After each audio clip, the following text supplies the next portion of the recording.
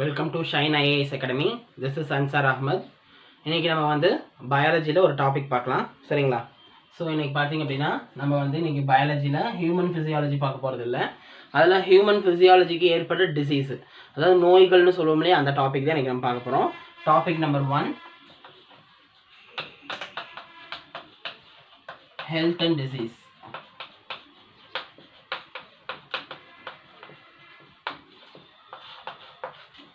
நோய் தடை காப்பு மண்டலம் அப்படின்னு சொல்கிற லெசன் தான் நம்ம இன்றைக்கி பார்க்க போகிறோம், சரிங்களா?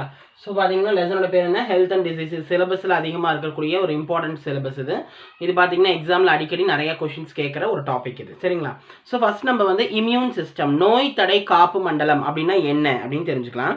The immune system is a complex network of cells and proteins that defends the body against infection.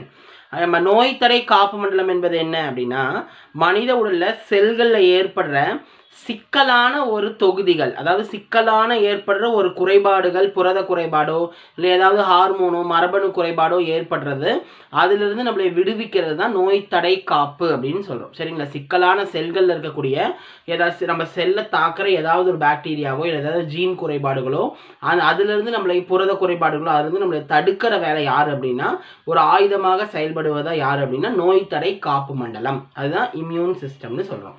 The immune system keeps the record of every germ it has, every defeat, so it can recognize and destroy the microbes quickly if it enters the body again.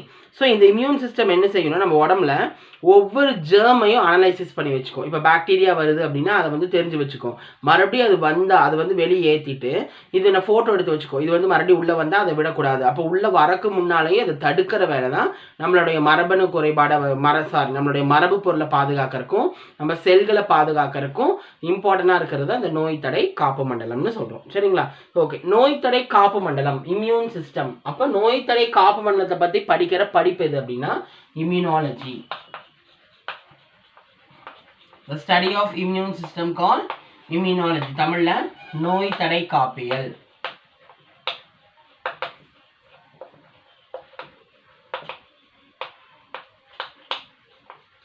நோய் தடை காப்பியல் அப்படின்னு சொல்லுவாங்க, சரிங்களா? அப்போ எது நோய் தடை காப்பியல்ங்கிறது என்ன? நோய் தடை காப்பு மண்டலத்தை பற்றி படிக்கும் அறிவியல் பிரிவு. Study of immune system, that is called immunology. இந்த ஃபாதர் யாரு? நோய் தடை காப்பு நோய் தடை காப்பியலின் தந்தை யாருன்னா Edward Anthony Jenner. Father of immunology யாருன்னா எட்வர்ட் அந்தோனி ஜென்னர்.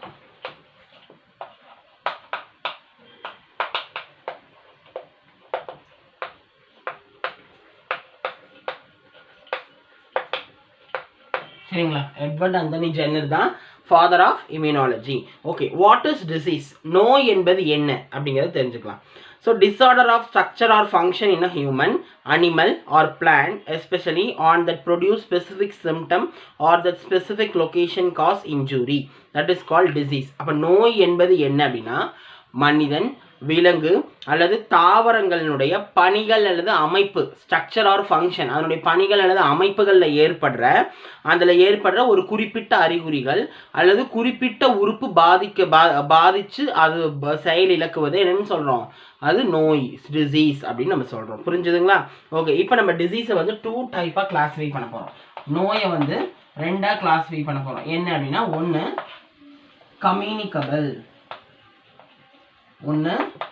கம்யூனிகபிள், அப்படின்னா பரவும் நோய்கள். இன்னொன்று நான் கம்யூனிகபிள், பரவ இயலாத நோய்கள்.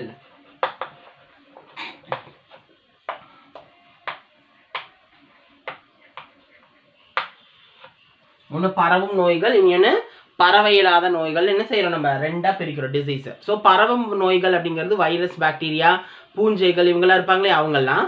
பரவாததுக்கு மரபணு குறைபாடு, ஹார்மோன் குறைபாடு, அப்புறம் பார்த்தீங்கன்னா மெட்டபாலிக் வளர்சிதை மாற்று குறைபாடு, இதெல்லாம் டிசீஸ் எல்லாம் டிசார்டர்ஸ் எல்லாம் வரது தான் இந்த நான் கம்யூனிகபிள் அப்படின்னு நம்ம சொல்கிறோம். இப்போ நம்ம இதில் ஃபர்ஸ்ட் எடுத்துருக்கிற டாபிக் எதை பற்றி பார்க்குறோம்? நான் கம்யூனிகபிள், பரவ இயலாத நோய்கள். எந்தெந்த நோய் ஒரு ஆள்கிட்ட ஒரு ஆளுக்கு ரத்தம் வழியாகவோ, நிணநீர் அதாவது பிளட் வழியாகவோ, லிம்ப் நிணநீர் வழியாகவோ ஸ்ப்ரெட் ஆகாமல் இருக்குதோ அதுதான் வந்து நான் கம்யூனிகபிள் அப்படின்னு நம்ம சொல்கிறோம், சரிங்களா? இப்போ அதைத்தான் நம்ம மெயின் டாபிக் எடுத்து பார்க்க போகிறோம்.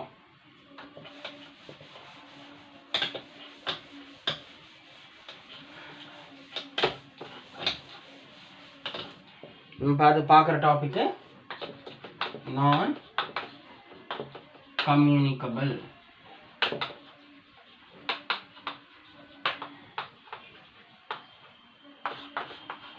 நான் கம்யூனிகபிள் டிசீஸ். இந்த டிசீஸை 2 டைப்பாக பிரிப்பாங்க. ஒன்று ஜெனட்டிக், இன்னொன்று மெட்டபாலிக் அப்படின்னு ஒன்று வந்து மரபணு, ஒன்று வளர்சிதைவு அப்படின்னு 2ஆக பிரிப்பாங்க. ஃபர்ஸ்ட் நம்ம ஜெனட்டிக் பற்றி பார்க்கலாம். இந்த பறவை இல்லாததில் நம்ம ரோமன் நம்பர் 1 பார்க்குறோம், genetic disorders.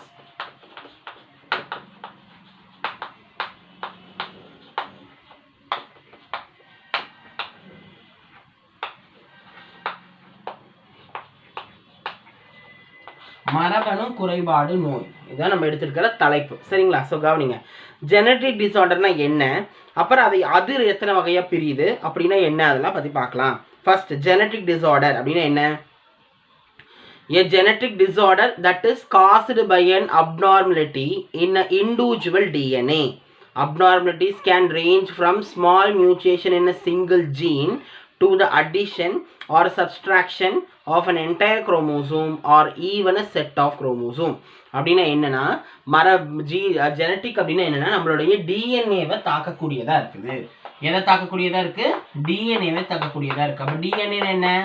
டிஆக்சிபை ribo nucleic acid. இதுதான் வந்து டிஎன்ஏனுடைய விரிவாக்கம். டிஎன்ஏ வந்து டிஆக்சிபை ரிபோ நியூக்ளிக் ஆசிட். எத்தனை ஸ்ட்ராண்ட் அப்படின்னா டபுள் ஸ்ட்ராண்ட். எத்தனை கசையிலைகள்? 2 கசையிலைகள். இப்படிதான் டிஎன்ஏ நம்மளுக்கு இருப்பாங்க. டிஎன்ஏ இப்படிதான் இருப்பாங்க. பாத்தீங்களா? இங்க இருக்குல்லையா? பாருங்க எத்தனை கசையிலைகள். கசையிலைகள்னா எத்தனை வளைவுகள்னு கேட்குறாங்க. பாருங்க எத்தனை? 1 2. இது 1, இப்படி போனால் 2. இது ஒன்னோட ஒன்று மேலே இருக்கு. அப்போ இதுதான் நம்மளோட டிஎன்ஏ ஸ்ட்ரக்சர். இப்படி தான் நம்மளுடைய டிஎன்ஏ இருப்பாங்க. அப்போ டிஎன்ஏல என்னென்ன ப்ரெசென்ட் ஆயிருக்குன்னு தெரிஞ்சுக்கலாம். டிஎன்ஏல 4 புரதம் ப்ரெசென்ட் ஆயிருக்கு.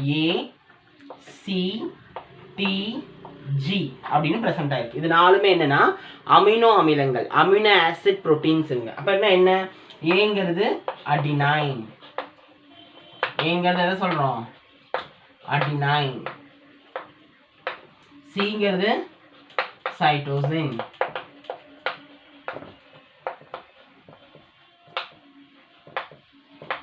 Tங்கிறது thymine.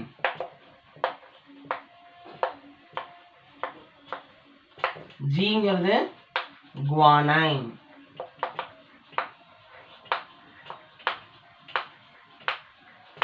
guanine அப்படின்னு நம்ம 4ஆ பிரிச்சிருக்கோம். என்னன்னா ACTG அப்படின்னு நம்ம 4ஆ பிரிச்சிருக்கோம். அடினைன், சைட்டோசின், தயமைன், குவானைன் அப்படின்னு நம்ம பிரிச்சிருக்கோம். புரியுதுங்களா? ஓகே, இதுதான் வந்து நம்மளுக்கு மெயின். அப்போ இந்த நோய், மரபணு குறைபாடு நோய் என்பது என்னன்னா, நம்மளுடைய டிஎன்ஏல இருக்கிற புரோட்டீனை ஏதாவது குறைக்கிறது, டிஎன்ஏ ஏதாவது ரிப்பேர் பண்றது. அப்படி இல்லைன்னா சிங்கிள் ஜீன், அதாவது ஒரே ஒரு ஜீனை மட்டும் தாக்குறது, இல்லை என்டையர் குரோமோசோம். நம்மளுடைய குரோமோசோம் பார்த்தீங்கன்னா நம்ம உடம்புல எத்தனை குரோமோசோம்னா என்னன்னா செக்ஸ் செல்ஸ், பால் செல்களை தான் குரோமோசோம்கள்னு சொல்கிறோம்.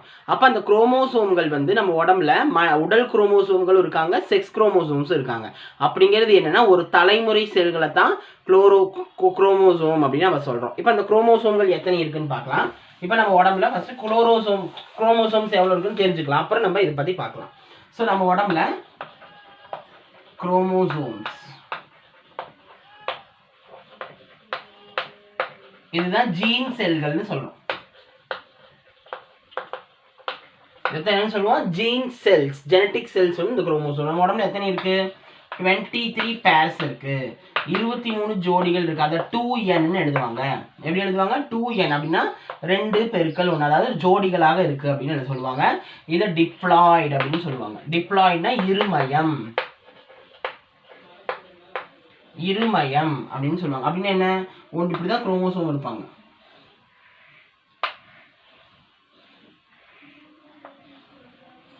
இதுதான் இருமயம். இதுதான் இது இருமயம். பாருங்க எத்தனை இருக்கு? 1 2, ரெண்டையும் சேர்த்து ஒரு சென்ட்ரோமியர்னு சொல்லி ஒரு கயிறு ஒன்று கட்டி இருக்கு இல்லையா? இது சென்ட்ரோமியர். இது வந்து ரெண்டையும் சேர்த்து கட்டுற ஒரு நூல். சரிங்களா? இந்த நூல் ஸ்பைண்டல். இதுதான் வந்து நம்மளுடைய குரோமோசோம். அப்போ நம்ம உடம்புல சிங்கிளா தனித்தனியா இருந்தா எவ்வளவு இருக்கும்? இது பாருங்க, இன்ட்டு 2 போட்டுக்கோங்க. எவ்வளோ ஆச்சு? 23. இப்போ இது 2 பேருக்கு 46. அப்போ 46n. இது வந்து ஹெப்ளாய்டு, ஒருமயம் அப்படின்னு சொல்லுவாங்க. என்னன்னு சொல்லுவாங்க? ஒருமயம், ஹெப்ளாய்டு அப்படின்னு சொல்லுவாங்க. அப்போ கவனிங்க எப்படி இருக்கும் ஹெப்ளாய்டுங்கிறது? அப்போ நம்ம உடம்புல சிங்கிள் குரோமோசோம் இப்படி இருப்பாங்க. இதுக்கு சென்ட்ரோமியர் வந்து ரொம்ப ஹைடனாக இருப்பாங்க, இப்படி இருப்பாங்க. புரியுதுங்களா? இதுதான் ஹெப்ளாய்டு, இது டிப்ளாய்டு. இது டிப்ளாய்டு, இது ஹெப்ளாய்டு. ஒரு மையம் இரு மையம் அப்படின்னு பிரிக்கிறது. அப்போ நம்ம உடம்புல இந்த மரபணு குறைபாடுன்னு சொல்றது, நம்ம உடம்புல மொத்தம் 23 குரோமோசோம் இருக்கு இல்லையா, அதுல 22 ஜோடிகள் 22 பேர்ஸ் வந்து சொமேட்டிக் குரோமோசோம், ஆர் இதை வந்து ஆட்டோசோம்ஸ் அப்படின்னு சொல்லுவாங்க.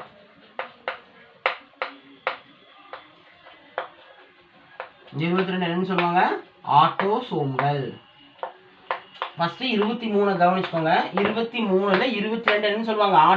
ஆட்டோசோம் அல்லது சொமேட்டிக் ஆட்டோசோம் அப்படின்னு சொல்லுவாங்க. அப்படின்னா உடல் குரோமோசோம்கள், நம்ம உடம்புல இருக்கக்கூடிய உடல் குரோமோசோம். உடல் குரோமோசோம்னா இப்போ பார்த்தீங்கன்னா பரம்பரை நோயின்னு சொல்லுவாங்க. சர்க்கரை நோய் பரம்பரை நோயாக இருந்தது. அப்புறம் பார்த்தீங்கன்னா ஹீமோஃபிலியா, தாலசிமியா, இதெல்லாம் மாலைக்கண் நோய், அப்புறம் வந்து அல்பினிசம், வெளுத்து போகிறது, இதெல்லாம் பரம்பரை. ஒரு பரம்பரைக்கு ஒரு நோய் ஏற்பட்டால் அவங்க தலைமுறைகளுக்கெல்லாம் ஏற்படுறது அந்த குரோமோசோம். அப்போ உடல் ரீதியாக அவங்க பரம்பரை வந்து அஃபெக்ட் ஆகணும். அஃபெக்ட் ஆனாங்க அப்படின்னா அதுதான் எந்த குரோமோசோம்னா 22 குரோமோசோம்கள். மொத்தம் நம்மளுக்கு 22 ஜோடிகள் இருக்கு. அந்த 22 ஜோடிகளுக்கு உடல் குரோமோசோம்கள் சொல்றோம், ஆட்டோசோம். அப்ப நமக்கு ரிமைனிங் எவ்வளவு இருக்கு? ஒரே ஒரு 23ல 22 ஆட்டோசோம்னா மிச்சம் எவ்வளவு நம்மளுக்கு பெண்டிங் இருக்கு? 21. அப்ப நம்மளுக்கு ஒன்னே ஒன்னு இருக்கு இல்லையா? அப்ப 22ல 23ல நம்மளுக்கு 22 போனா எவ்வளவு இருக்கும்? ஒரு ஜோடிகள், ஒன் பேர் இருக்கு. அப்ப இதுதான் அந்த ஒன் பேர், இதான் அந்த ஒரு ஜோடி. இந்த ஒரு ஜோடி என்னன்னு சொல்லுவாங்கன்னா அல்லோசோம்ஸ் அப்படின்னு சொல்லுவாங்க. அல்லோசோம்கள். அல்லோசோம்கள்னா என்னன்னா செக்ஸ் குரோமோசோம், பால் குரோமோசோம்கள் அப்படின்னு சொல்லுவாங்க. என்னன்னு சொல்லுவாங்க? செக்ஸ் குரோமோசோம், பால் குரோமோசோம்கள் அப்படின்னு நம்ம சொல்லுவோம். நம்மளுடைய ஆண் மற்றும் பெண் இனப்பெருக்கங்கள் இருக்கு இல்லையா, பரம்பரை ஒரு குழந்தை உருவாக்குற குரோமோசோம், அவங்களுக்கு கேரக்டரிஸ்டிக்ஸ் பண்புகளை கொடுக்குற ஒரு குரோமோசோம்கள், அவங்க தான் இந்த ஒரு ஜோடிகள். ஸோ இவங்க பார்த்தீங்க அப்படின்னா இதே மேலா இருந்தா, ஆணா இருந்ததுன்னா இந்த ரெண்டு இருக்கு இல்லையா, 1 2, இது ரெண்டும் சேர்ந்த ஜோடின்னு சொல்றோம். அப்போ இந்த ரெண்டு எப்படி இருக்குன்னா, மேலா இருந்தா ஒன்று எக்ஸா இருக்கும், அதாவது இது எக்ஸா இருக்கும், இது ஒய்யா இருக்கும். அப்போ ஆண்களுடைய குரோமோசோம் இது என்ன சொல்றோம்? இது எக்ஸ், இது ஒய்ன்னு சொல்றோம். இதே ஃபீமேல் பெண்களா இருந்தா அவங்களுடைய குரோமோசோம் என்னன்னு சொல்லுவோம்? எக்ஸ் எக்ஸ்ன்னு சொல்லுவோம். இது ரெண்டுமே எக்ஸ் எக்ஸ் அப்படின்னு சொல்லுவோம். அப்படின்னா ஏன் எக்ஸ் ஒய்ன்னு பிரிக்கிறோம் அப்படின்னா, ஒன்று ஒரு ஷேப்ல இருக்கும், இன்னொரு ஷேப்ல இருக்கும். பாருங்க, இது ஒரு ஷேப், இது ஒரு ஷேப் இருக்கு. அதனால ஆண்களுக்கு எக்ஸ் ஒய் அப்படின்னா இது ஒரு வடிவத்தில் இருக்கும், இது ஒரு வடிவத்தில் இருக்கும். ஆனா பெண்களுக்கு ரெண்டுமே ஒரே சேமா தான் இருக்கும், ஒரே ஷேப்ல தான் இருக்கும். அதனால தான் பெண்களுக்கு எக்ஸ் எக்ஸ் அப்படின்னு சொல்றோம்.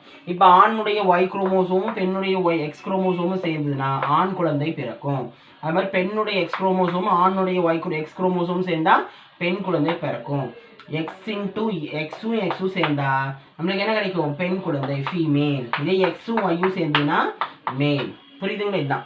அப்போ இந்த குரோமோசோம்களை வந்து இது தாக்குச்சு அப்படின்னா பரம்பரை, அதாவது மரபணு குறைபாடு நோய்களை ஏற்படுத்தும். குழந்தைகளுக்கு பார்த்தீங்க அப்படின்னா ஆண்மை பெண்மை குறைபாடு, கருத்தரிக்காமல் போகிறது, இன்ஃபர்டிலைசேஷன், இந்த மாதிரி டிஃபெக்ட் எல்லாம் கொடுக்கும். அப்புறம் கே, லெஸ்பியன், அப்புறம் டிரான்ஸ்ஜெண்டர், திருநங்கைகள், இந்த மாதிரி குணங்கள்லாம் வருது இல்லையா, அதெல்லாம் இந்த குரோமோசோமை தாக்கி தான் நம்மளை அஃபெக்ட் பண்ணுது. புரியுதுங்களா? ஓகே. இப்போ நம்ம இதில் வந்து ஜெனட்டிக் டிசார்டர்னா உங்களுக்கு என்னென்னு புரிஞ்சுது. ஜெனட்டிக் டிசார்டர்னா என்னது? நம்மளுடைய டிஎன்ஏவை தாக்கும். அப்படி இல்லைன்னா டிஎன்ஏவை உருவாக்குற செல்களான குரோமோசோமை தாக்கும். இந்த ஜெனட்டிக் செல்ஸை ஒன்று மொத்தத்தையும் தாக்குது, இல்லைன்னா அதில் ஏதாவது ஒன்று அல்லது ஜோடிகளை தாக்குது. இதுதான் மரபணு டிசீஸ், ஜெனட்டிக் டிசார்டர் அப்படின்னு சொல்கிறோம். இந்த ஜெனட்டிக் டிசார்டரை 2 டைப்ஸை இப்போ நம்ம கிளாஸிஃபை பண்ண போகிறோம்.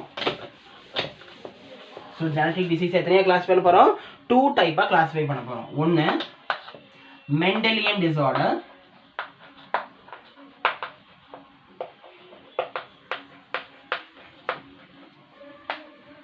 ரெண்டாவது குரோமோசோம்ஸ் டிசார்டர்.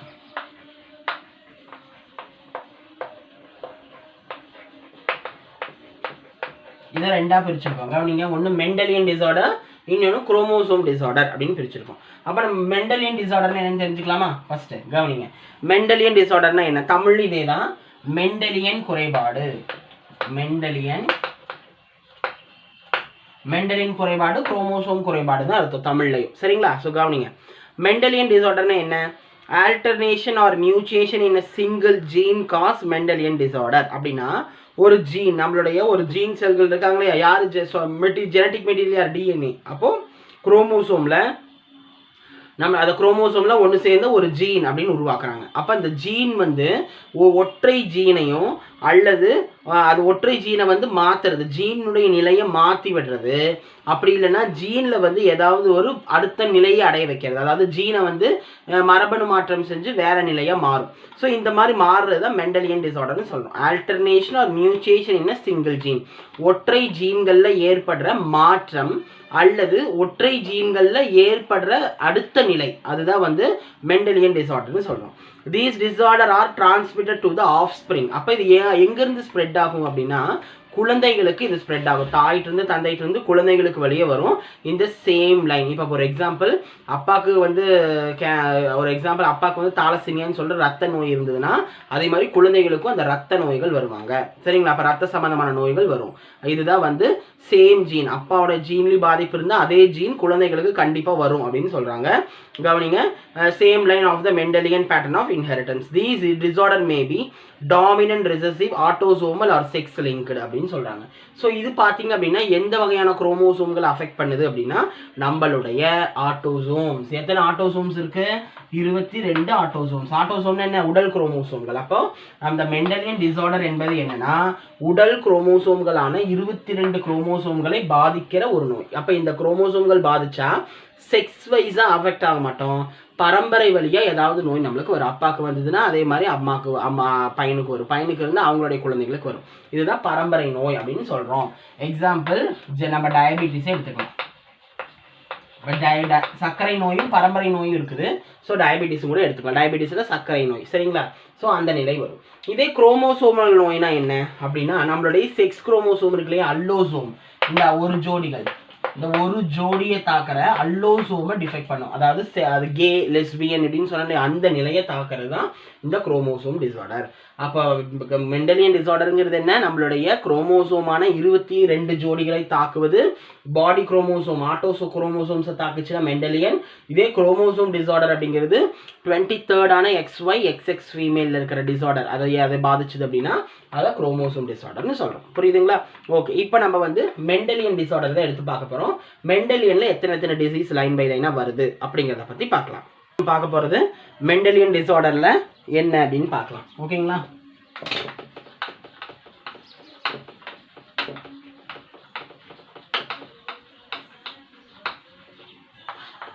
இப்போ நம்ம மெண்டலியன் டிசார்டர்னா என்ன, அதில் என்னென்ன நோய்கள், மெண்டலியன் டிசார்டர் என்னென்னு வருதுன்னு பார்த்தோம். அல்லோசோம் டிசார்டர், ஆட்டோசோம் டிசார்டர், உடல் செல்கள், அதாவது உடல் குரோமோசோம்கள் குறைபாடு. எத்தனை ஜோடிகள் இருக்குன்னு சொன்னேன்? 22 பேர்ஸ். எத்தனை ஜோடிகள் இருக்கு? 22 பேர்ஸ். இது வந்து நமக்கு ஏற்படுற பாதிப்பு தான் மெண்டலியன் குறைபாடுன்னு சொல்றோம். அதில் நம்ம பார்க்க போற ஃபர்ஸ்ட் நோய், ஃபர்ஸ்ட் டிசீஸ் அல்பினிசம். ஃபர்ஸ்ட் நம்ம பார்க்குற டிசீஸ் எது? அல்பினிசம். அல்பினிசம்னா என்னன்னா வெளுத்து போகிறது. அதாவது பார்த்தீங்கன்னா நிறைய பேஷண்ட் நீங்கள் பார்த்துருப்பீங்க, அவங்க ஸ்கின்னெல்லாம் பார்த்தீங்கன்னா வெள்ளை வெள்ளையர்னு இருக்கும், கண்ணெல்லாம் பார்த்தீங்கன்னா ப்ளூ கலரில் இருக்கும், முடியெல்லாம் தேன் கொட்டினா எப்படி நரைச்சி போகுமோ அந்த மாதிரி நரைச்சிருக்கும், பாடியில் அந்த மாதிரி வெள்ளை வெள்ளையர்னு அவங்க இருப்பாங்க. பார்த்தீங்களா? அங்கங்கே பேட்சாக ப்ரௌன் கலர் இருக்கும். அதுதான் வந்து அல்பினிசம்னு சொல்லணும். ஸோ அல்பினிசம்ங்கிறது என்னன்னா, albinism is a inborn error of metabolism. இது வந்து ஹார்மோன், அதாவது நம்ம குரோமோசோமில் இருக்கிற ஒரு வளர்சிதைவு மாற்ற குறைபாடுவே இந்த அல்பினிசம் சொல்கிறோம். It cause due to the autosome recessive gene melanin pigment responsible skin colour. So பார்த்தீங்கன்னா இதுக்கு காரணம் என்னன்னா, ஆட்டோசோம்கள் நம்ம உடம்புக்கு தேவையான மெட்டாபாலிசத்தை, அதாவது அந்த ஆட்டோசோம்னா உடல் குரோமோசோமுக்கு தேவையான மெட்டாபாலிசம் வளர்சிதைவு மாற்றம் நடக்காம அது அப்படியே பாடியில் ஸ்டாக் ஆகிறங்காட்டி குழந்தை பிறக்கும் போதே அல்பினிசமாக பிறக்குது. அப்படின்னா பெண்களுக்கான குரோமோசோம் தான் தாயிலிருந்து குரோமோசோம் தான் குழந்தைக்கு போகுது. அப்போது அந்த ஆஃப் ஸ்ப்ரிங் குழந்தைகளுக்கான அந்த கிடைக்கிற அந்த பொருள் இருக்கு இல்லையா, குரோமோசோம் கிடைக்கிது, அந்த குரோமோசோமில் தேவையான சத்துக்கள் அங்கே கிடைக்காம போகும்போது அது வந்து பழைய சத்துக்களே உள்ளே வைக்கிறங்காட்டி அந்த சத்துக்கள் நாள் போக்கில் அழிஞ்சிருது. இதனால் அவங்க என்ன ஆயிடுறாங்க, அந்த குழந்தை வெளுத்து போயிடுது அப்படின்னு சொல்கிறாங்க. ஸோ இதுக்கு காரணம் யார் அப்படின்னா அல்பினிசம் வந்து நிறைய ரிசல்ட் ஏற்படுது. ஸோ அந்த அல்பினிசம் நம்மளுக்கு பார்த்தீங்க அப்படின்னா மெலனின் நிறமி குறைபாடு அப்படின்னு சொல்கிறாங்க. என்ன குறைபாடு?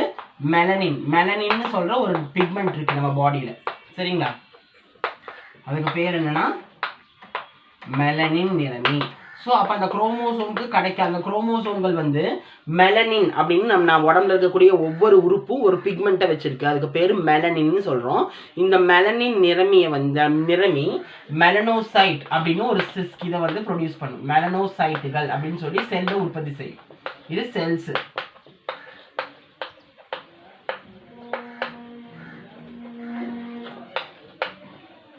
மெலனோசைட் அப்படின்னு சொல்லக்கூடிய செல்களை உற்பத்தி செஞ்சு இந்த செல்கள் உடம்புல வெடிச்சு உடம்புல வந்து நம்மளுக்கு நிறத்தை கொடுக்கும். கருப்பா இருக்கும், ஒருத்த வெள்ளையா இருக்கும், அந்த மாதிரி நிறத்தை கொடுக்குது இல்லையா, அது கொடுக்கறது இவங்களுடைய வேலை. அப்போ மெலனின் பிக்மெண்ட் நம்ம உடம்புல நேச்சுரலாவே இருக்கணும். எப்படி தாவரத்துக்கு பச்சையும் இருக்குதோ, பச்சை கலர்ல வளருதோ, அதே மாதிரி நம்மளுக்கு ஒரு பிக்மெண்ட் இருக்காங்க மெலனின். இந்த மெலனின் இருந்தாதான் நம்ம உடம்புல மெலனோசைட்ஸ்ன்னு சொல்லக்கூடிய செல்லை உற்பத்தி செஞ்சு இந்த செல் வந்து நம்ம உடம்புல என்ன செய்வாங்க, பாடியில ஸ்ப்ரெட் ஆகி ஒருத்தங்க கருப்பு, ஒருத்தங்க வெள்ளை, ஒரு உறுப்பு நிறம் இதெல்லாம் கொடுக்குது. அப்போ இந்த மெலனின் வந்து அவங்களுக்கு இன்பார்ன் எரரா இருப்பாங்க. பிறக்கும் போது அந்த மெலனின் வந்து குரோமோசோம்ல இல்லாதங்காட்டி அவங்களுக்கு என்ன ஆகுது, இந்த அல்பினிசம் சொல்ற ஒரு நோய் வந்து வருது அப்படின்னு சொல்றாங்க. ஒருவேளை மெலனின் இருந்தாலும் மெலனின்ல தேவையான சத்துக்கள் இல்லாம போகுது. அப்படி என்ன சத்துக்கள் இல்லாம போகுது அப்படின்னா, ரெண்டு பொருள் குழந்தை பிறக்கும் போதே மெலனின் பிக்மெண்ட் இருக்கு. ஒன்னு இல்லாம இருக்கிறங்காட்டி அவங்களுக்கு ஏற்படுது. ரெண்டாவது மெலனின் இருக்கு, ஆனா மெலனின்ல ரெண்டு பொருள் ஆப்சென்ட். என்ன? ஆப்சென்ஸ் ஆஃப் டைரோசினேஸ்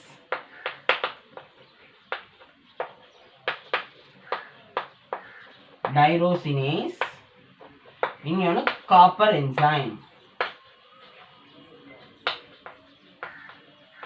அப்படின்னா தாமிர நொதி, காப்பர் என்சைம். தாமிரம் இருக்குல்லையே அந்த கலர். ஸோ டைரோசினேஸ் சொல்ற அமினோ ஆசிடும், அமினோ அமிலமும் காப்பர் என்சைமும் ரெண்டுமே இந்த மெலனின்ல ஆப்சென்டா இருக்கும்போது, இல்லாம இருந்தாலும் வரும். மெலனின் இருக்கும், ஆனால் டைரோசினேஸ் காப்பர் என்னவா இருக்கும், ஆப்சென்டா இருந்ததுன்னா இந்த நோய்கள் வந்து ஏற்படுது அப்படின்னு சொல்றாங்க. நெக்ஸ்ட் இது பாத்தீங்க அப்படின்னா எதுக்கு ஹெல்ப் பண்ணுது, இந்த மெலனின் வந்து என்ன வேலை செய்யுது அப்படிங்கறத நம்ம பத்தி பார்க்கலாம். இப்போ நான் ஒரு ஈக்குவேஷன் மாதிரி எழுதுறேன், கவனிங்க. 3,4 dopa gives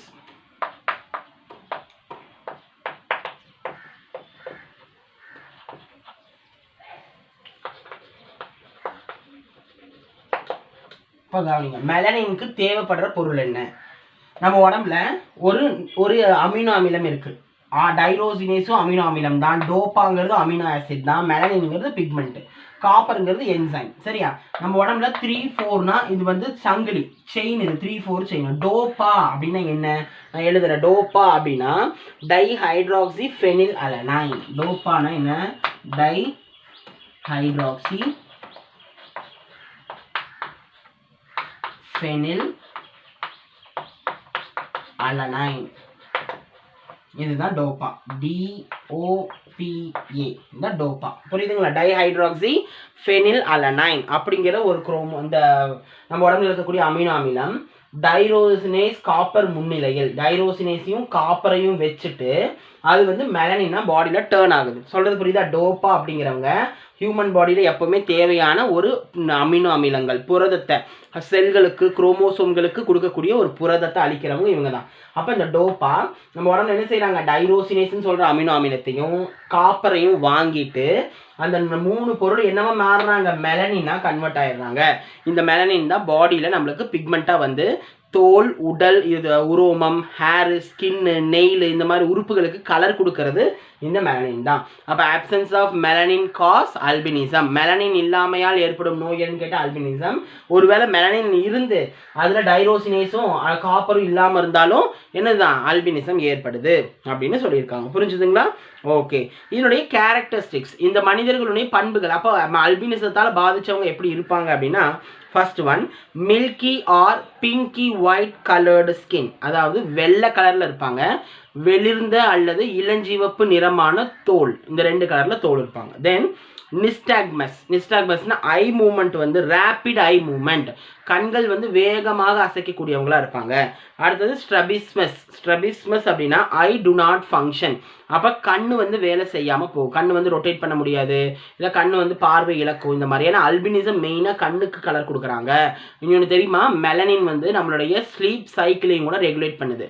அப்படின்னா நம்ம தூக்க ஒழுங்காற்றல் இருக்கு இல்லையா, 24 மணி நேரம் இரவு கண்ணில் இருட்டு பட்ட உடனே தூக்கமும் வெளிச்சம் உடனே முழிப்பு வருது இல்லையா, அதுக்கும் ஒரு காரணம் மெலனின் தான். பினியல் கிளாண்ட், நம்ம உடம்புல பினியல் சுரப்பின்னு ஒன்று இருக்குது. அவங்க பார்த்தீங்க அப்படின்னா நம்ம உடம்புல பிக்மெண்ட்டை செக்ரெட் பண்ணுவாங்க. மெலட்டோனின்னு ஒரு ஹார்மோனை செக்ரெட் பண்ணுவாங்க. அந்த மெலட்டோனின் தான் இந்த மெலனின் உற்பத்திக்கும் ஹெல்ப் பண்ணுறாங்க. அப்போ இந்த மெலனின் கண்ணுக்கும் ரொம்ப இம்பார்ட்டன்ட். அப்போ அதனால் கண் மூமெண்ட் வந்து இதாகுது. அடுத்தது அம்லிஃபோபியா அப்படின்னா லேசி ஐ, கண்கள் வந்து சோம்பேறித்தனமாக இருக்கிறது. அப்புறம் ஃபோட்டோஃபோபியா, ஒளி அச்சம், ஏதாவது லைட்டை பார்த்தா பயப்படுறது, கண்ணு கூசுறது, இந்த மாதிரி சிம்டம். அடுத்தது ஆஸ்டிக்மேட்டிசம் அப்படின்னா பிளர்டு விஷன், தெளிவற்ற பார்வை. ஒரு பார்வை வந்து நம்ம பிறக்கும் போதே கண்களில் கண்ணாடி போடுறதோ இல்லை வந்து பார்க்கும்போதே தெளிவாக இல்லாமல் இருக்கிறது. அப்புறம் ரெட்டினல் டேமேஜ், விழித்திரை படலம் இருக்கிற ரெட்டினா அது வந்து சிதைவடைகிறது. இந்த சிம்டம்ஸ் எல்லாம், இதெல்லாம் சிம்டம்ஸ் கிடையாது, கேரக்டரிஸ்டிக்ஸ், பண்புகள். ஒரு நோயாளிகளுக்கு அந்த குழந்தை பிறந்த இத்தனை பண்புகளையும் அவங்களுக்கு இருக்கும் அப்படின்னு சொல்கிறது தான் இந்த ஆல்பினிசம். புரிஞ்சுதுங்களா? இப்போ நம்ம நெக்ஸ்ட் பார்க்க போகிறது என்னன்னா ஹீமோஃபிலியானா என்ன, அதை பற்றி பார்க்கலாம். ரெண்டாவது டிசீஸ்.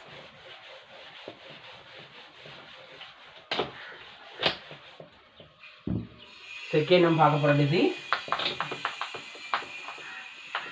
ஹீமோஃபிலியா.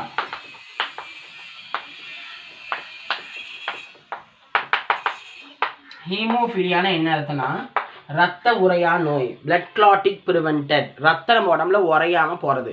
ஒரு எக்ஸாம்பிள், இப்போ கையை கட் பண்ணிக்கிட்டோன்னு வச்சுக்கோங்களேன், நம்ம உடம்புல எப்படி ரத்த உறையும், நிறைய ப்ராசஸ் இருக்காங்க. ரத்த உரையிருக்கு, நிறைய பிக்மெண்ட் போய் பிளட்டை வந்து கிளாட் பண்ணி நம்ம உடம்பு வந்து ஸ்டாப் பண்ணி வைக்கும். அதான் அந்த ரத்த தட்டுக்கள் படிச்சிருக்கீங்களா, அவங்க உடஞ்சி கால்சியமாக உருவாகி அதுக்கப்புறம் நம்ம உடம்புல வந்து நிறைய நொதிகளை ப்ரொடியூஸ் பண்ணி நம்ம உடம்புல வந்து பிளட்டை வந்து கிளாட் பண்ணுவாங்க. அப்போது நம்ம இந்த ஹீமோஃபிலியான ஒரு பரம்பரை நிறைய பேருக்கு தெரிஞ்சிருக்கும். இந்த மாதிரி குளிர்காலம் வெயில் காலம் வந்தால் குடும்பத்துக்கே மூக்கில் ரத்தம் வரும், காதில் ரத்தம் வரும், பார்த்துருக்கீங்களா? அவங்க தான் ஹீமோஃபிலியான்னு சொல்கிறோம்.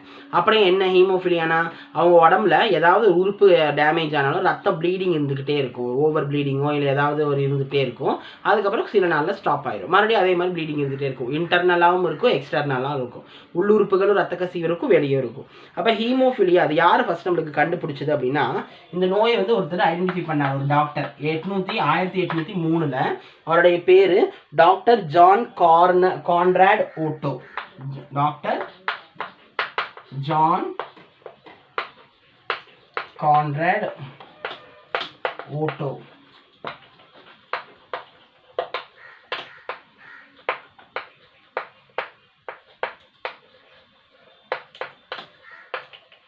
ஓட்டோ அப்படின்னு சொல்றவர் தான் இதை வந்து இந்த நோயை அறிமுகப்படுத்தினார். Discover the haemophilia which is family bleeding disorder that only affect males அப்படின்னு சொல்றாரு. இது வந்து என்ன நோயாமா, ஃபேமிலி ப்ளீடிங் டிஸார்டர் அப்படின்னு சொல்றாரு. அப்படின்னா என்ன, குடும்பத்தில் உள்ள இரத்த கசிவு நோய், குடும்பங்களுக்கு ஏற்பட்ட இரத்த கசிவு நோய். மேக்சிமம் யாரை தாக்குது, ஆண்களை மட்டுமே தாக்கக்கூடியது, மேல்ஸை மட்டுமே அதிகமாக அஃபெக்ட் பண்ணுற ஒரு குறைபாடு தான் இது. So hemophilia is a rare disorder in which our blood doesn't clot normally because it lacks sufficient of blood clotting protein. அப்போ நம்ம உடம்புல பார்த்தீங்க அப்படின்னா நம்மளோட ரத்த உறையும் பொருள் இருக்கு இல்லையா, இது வந்து நம்ம உடம்புல வந்து என்ன அர்த்தம்னா இது ரொம்ப ரேர், அதிகமாக யாருக்கும் ஏற்படாது. ஒருவேளை ஏற்பட்டாலும் ரத்தம் சீக்கிரம் உறையாது, ரத்தம் உறையாது. ஏன் ரத்தம் உறையாதுன்னா ரத்தம் உறையும் பொருள் வந்து நம்ம உடம்புல ஆப்சென்ட்டாக இருக்கும், இல்லைன்னா லேக்காக இருக்கும், பற்றாக்குறையாக இருக்கும். அதனால தான் இது ஏற்படுது அப்படின்னு சொல்கிறாங்க. ரத்த உறையும் பொருள் நம்மளுக்கு நிறைய இருக்காங்க, நிறைய ஃபேக்டர்ஸ் இருக்காங்க. நான் மேஜர் ஃபேக்டர் மட்டும் உங்களுக்கு சொல்கிறேன், சரியா? கவனிங்க. இப்போ நம்ம உடம்புல பார்த்தீங்கன்னா பிளட் அப்படின்னா என்ன ஃபர்ஸ்ட் தெரிஞ்சுக்கலாம். பிளட் எல்லாம் என்ன பிளட்னு சொல்கிறோம், ஆர்பிசி, டபிள்யூபிசி, பிளட் பிளேட்லெட்ஸ், அப்புறம் முன்னாடி நம்ம எழுத மறந்துட்டோம் பிளாஸ்மா. இதெல்லாம் சேர்ந்தது ரத்தம். என்னென்ன, பிளாஸ்மா, ஆர்பிசி, டபிள்யூபிசி. ஆர்பிசினா ரத்த சிவப்பணுக்கள், டபிள்யூபிசினா ரத்த வெள்ளை அணுக்கள், ரத்த தட்டுகள், பிளட் பிளேட்லெட்ஸ் அப்படின்னு சொல்கிறோம். இப்போ பிளாஸ்மாங்கிறது எப்படி இருப்பாங்கன்னா அல்காலின் நேச்சர், காரத்தன்மை வாய்ந்த ஒரு பொருள், உடலில் திரவமாக இருக்காங்க. இவங்க மட்டும் 55% பிளட்ல இருக்காங்க. இவங்க 1, இவங்க 2, இவங்க 3. இந்த 3 பேருமே வெறும் 45% தான் இருக்காங்க. அப்போ இதெல்லாம் டோட்டலாக சேர்ந்தது தான். 55 + 45 எவ்வளோ ஆச்சு? 100%. இதுதான் வந்து பிளட், ரத்தம் அப்படின்னு நம்ம சொல்லலாம். சரிங்களா? ஓகே. இப்போ நம்ம நம்மளுடைய உடம்புல என்ன வேலை? பிளாஸ்மானுடைய வேலை என்னன்னா, ரத்தத்தில் இருக்கிற கழிவுகளை வெளியேற்றுறதும், ரத்தத்தில் இருக்கிற இந்த செல்கள், பிளாஸ்மாங்கிறது திரவ நிலை, இவங்க 3 பேருமே திடநிலை. பிளாஸ்மாங்கிறது லிக்விட் ஃபார்ம், இந்த 3 ஸ்டேட்டுமே சாலிட் ஃபார்ம். அப்போ இந்த சாலிட் ஃபார்மை ப்ரோக் பண்ணி உடைய வச்சு ரத்தத்தில் அந்த பிளாஸ்மாவில் மிக்ஸ் பண்ணி உடம்புக்கெல்லாம் நல்ல பொருளை கடத்தி போகிறது அந்த பிளாஸ்மானுடைய வேலை. ஆர்பிசினுடைய வேலை என்ன அப்படின்னா, ரத்தத்தை சிவப்பு கலரில் ஆக்கிறது, அதுக்கப்புறம் நம்ம உடம்புல வந்து போதுமான அளவுக்கு ஆக்சிஜனை கடத்துறது. இந்த WBC பார்த்தீங்கன்னா நோய் எதிர்ப்பாற்றல் சக்தியை உருவாக்குறது. அப்புறம் ரத்த தட்டுகளினுடைய வேலை என்ன? ரத்தம் நம்ம உடம்புல ப்ளீடிங் ஆகும்போது அந்த ரத்த தட்டுகள் உடஞ்சி நம்ம உடம்புல அதை போய் பிளாக் பண்ணிடும். ரத்தம் வெளியே போகிறத பிளாக் பண்ணி ரத்தம் வந்து வெளியே போகிறத ப்ளீடிங்கை தடுக்குது. அப்போ இங்கே நம்மளுக்கு வேலை என்ன? Blood platelets. இந்த பிளட் பிளேட்லெட்ஸ் பார்த்தீங்க அப்படின்னா நம்மளுக்கு நிறைய இருக்காங்க. இது இந்த பிளாஸ்மாலையும் ரத்த தட்டுகள் இருக்காங்க. பிளாஸ்மால 3 புரதம் இருக்கு. என்னன்னா, ஒன்று ஆல்புமின்,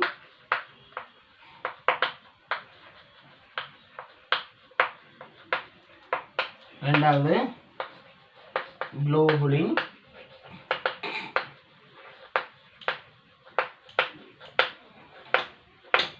மூணாவது ஃபிப்ரினோஜன்.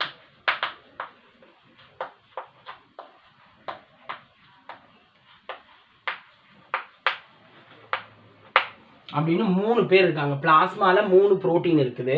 இவங்களுடைய வேலை என்னன்னு சொல்றேன். ஆல்புமினுடைய வேலை உடல் இருக்கிற நீரை சமநிலை செய்யறது. ரெண்டாவது ஃபிப்ரினோஜனுடைய வேலை, ரெண்டாவது குளோபுலினுடைய வேலை என்னன்னா இம்யூனிட்டி, நோய் எதிர்ப்பாற்றலை தூண்டுறது. ஃபிப்ரினோஜனுடைய வேலை என்ன? ரத்தம் வந்து ப்ளீடிங் ஆகும்போது அதை ஸ்டாப் பண்றது ஃபிப்ரினோஜன். அப்போ இந்த ரத்த தட்டுக்கள்ல நிறைய ஃபேக்டர்ஸ் இருக்காங்க. ரத்த தட்டுக்கள் தான் ரத்தத்தை உறைய வைக்குதுன்னு சொன்னேன். இந்த ரத்த தட்டுக்கள் வந்து நிறைய புரோட்டீனை ப்ரொடியூஸ் பண்ணுது. அந்த புரோட்டீன் எல்லாம் கடைசியில் இந்த பிளாஸ்மாவில் இருக்கிற ஃபிப்ரினோஜனோட சேர்ந்து ஃபியூஸ் ஆனா தான், இணைஞ்சாதான் ரத்தம் ஸ்டாப் ஆகும், இல்லைன்னா ஸ்டாப் ஆகாது. ஒருவேளை பிளட் பிளேட்லெட்ஸ் நம்மளுக்கு போதுமான அளவுக்கு பாடியில இருந்து ஃபிப்ரினோஜன் ஆப்சென்ட் ஆச்சுன்னா ரத்தம் பாடியில உறையாது. இல்ல ஃபிப்ரினோஜன் இருந்து ரத்த தட்டுக்கள் வந்து அவங்க என்சைம்ஸ் அவங்க செக்ரெட் பண்ற புரோட்டீன் இல்லாம இருந்தா ஃபிப்ரினோஜனால ஆக்டிவேட் பண்ண முடியாது. அப்போ நம்ம உடம்புல ஃபிப்ரினோஜனும் இருக்கணும், அது தமிழ்ல ஃபைப்ரினோஜன் சொல்லுவாங்க. ஃபிப்ரினோஜனும் இருக்கணும், ரத்த தட்டுக்களுக்கான ஃபேக்டர்ஸும் இருக்கணும். கோஃபேக்டர்ஸ் நிறைய பேர் இருக்காங்க. அவங்க எல்லாம் இருந்தாதான் நம்மளுக்கு இது ஏற்படும். சரிங்களா? ஸோ அது என்னென்ன ஃபேக்டர்ஸ் அப்படிங்கிறது நிறைய இருக்கு. ஸோ அது பார்த்தீங்கன்னா factor 1 fibrinogen, factor 2 prothrombin, 3 thromboplastin, calcium ions, labile factor ஒரு ஆக்சிலரேட்டட் குளோபுலின், இந்த மாதிரி பல ஃபேக்டர்ஸ் இருக்காங்க. நான் வந்து குறிப்பிட்ட நம்மளுக்கு முக்கியமான ஃபேக்டர்ஸ் மட்டும் உங்களுக்கு நான் சொல்கிறேன். ஓகேங்களா? ஸோ இது வரைக்கும் உங்களுக்கு புரிஞ்சிருக்குன்னு நினைக்கிறேன். நெக்ஸ்ட் பாருங்க. நெக்ஸ்ட் வந்து இப்போ ஹீமோஃபிலியாவை வந்து இது எப்படி கேட்பாங்க அப்படின்னா, ஆப்சன்ஸ் ஆஃப் ஃபிப்ரினோஜன் காஸ் ஹீமோஃபிலியா. ஃபிப்ரினோஜன் பாடியில் மேக்ஸிமம் நம்மளுக்கு நிறைய ஃபேக்டர்ஸ் இருக்கும், ஆனால் ஃபிப்ரினோஜன் நம்ம நிறைய பேருக்கு இருக்காது.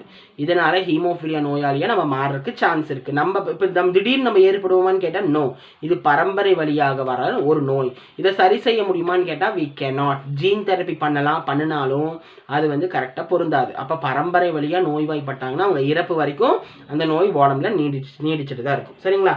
ஓகே. இப்போ கவனிங்க. இப்போ நம்ம வந்து ஹீமோஃபிலியாவை 3ஆக வகைப்படுத்துகிறாங்க. அது என்னென்ன வகைன்னு பார்க்கலாம்.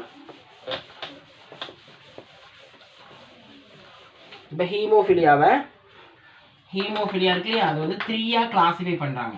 அதாவது இந்த நோய் வந்து 3 வகை இருக்கு, 3 கேட்டகரிஸ் இருக்கு அப்படின்னு சொல்றாங்க. என்னன்னு பார்க்கலாமா? கவனிங்க. ஃபர்ஸ்ட் ஒன் ஹீமோஃபிலியா ஏ.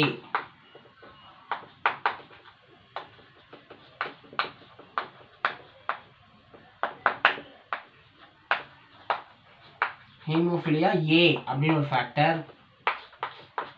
ரெண்டாவது ஹீமோஃபிலியா பி அப்படின்னு ஒரு ஃபேக்டர்.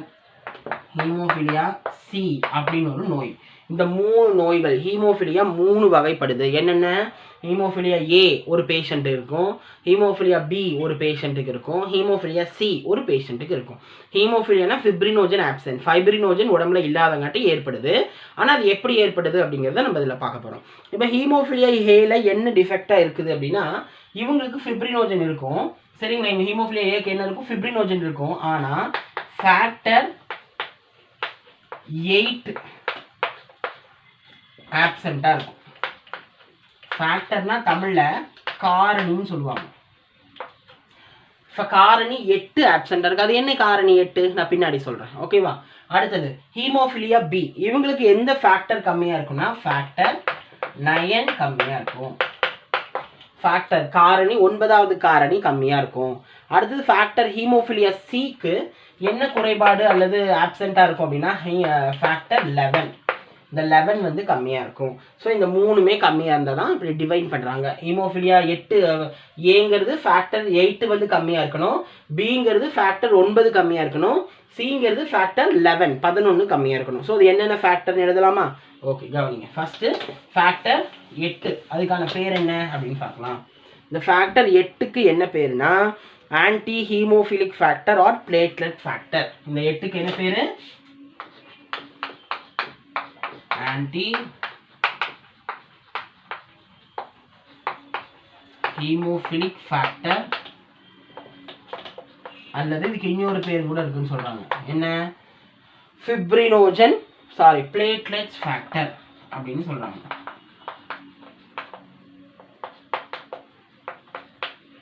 தமிழ்ல இதை மாத்தி தமிழ்ல ஆன்டி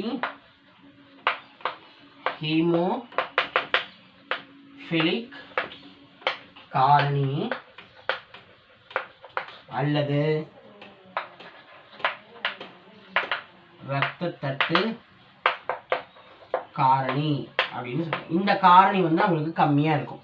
ஸோ கம்மியா இருந்தா ஏற்படுற டிசீஸ் தான் இது இந்த ஹீமோஃபிலியா ஏ. ஹீமோஃபிலியா ஏ. அடுத்து ஹீமோஃபிலியா பி எப்படி ஏற்படுதுன்னு சொன்னா ஹீமோஃபிலியா பி எப்படி ஏற்படுது? ஃபேக்டர் 9. இந்த 9வது ஃபேக்டர் கம்மியா இருந்தா நம்மளுக்கு என்ன ஏற்படும்? பி ஏற்படும். அப்ப இந்த 9வது ஃபேக்டருக்கு என்ன பேர் அப்படின்னா Christmas factor or plasma thromboplastin component. இதுக்கு ஒரு பேரு கிறிஸ்மஸ் ஃபேக்டர்.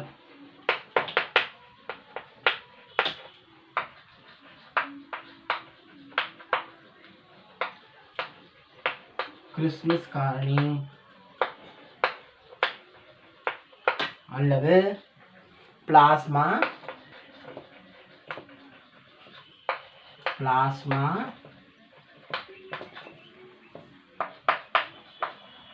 த்ரோம்போபிளாஸ்டின்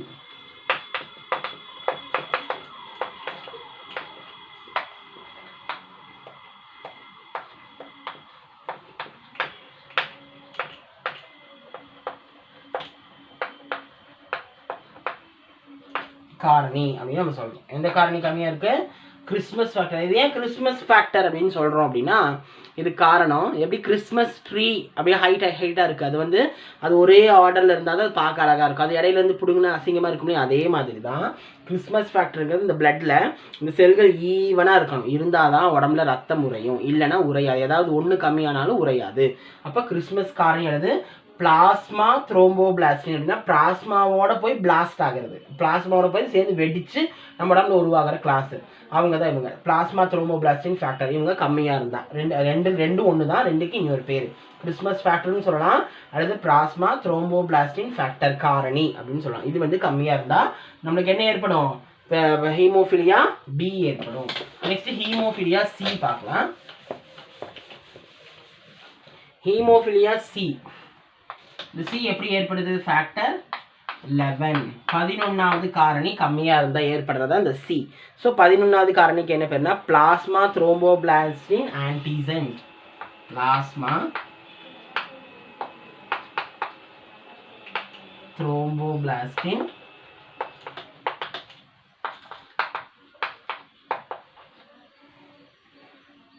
antecedent. antecedent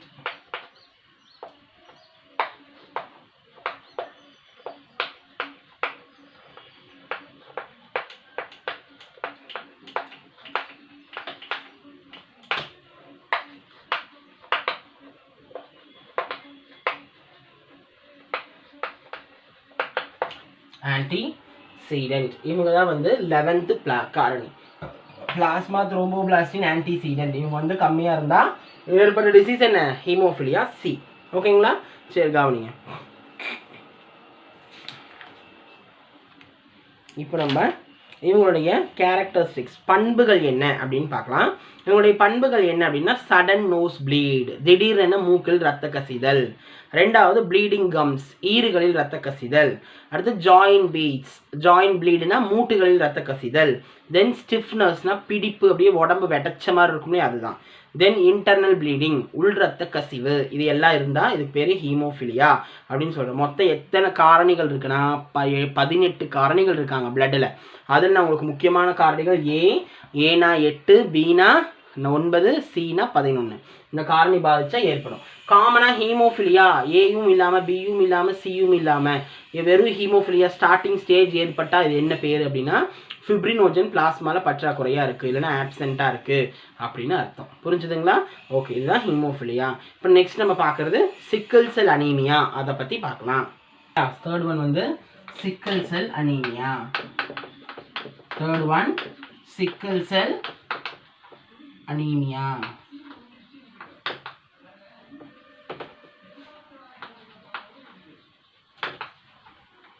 தமிழ்லையும் சிக்கிள் செல் அனீமியா அல்லது கதிரறிவால் நோய் அப்படின்னு சொல்லுவாங்க.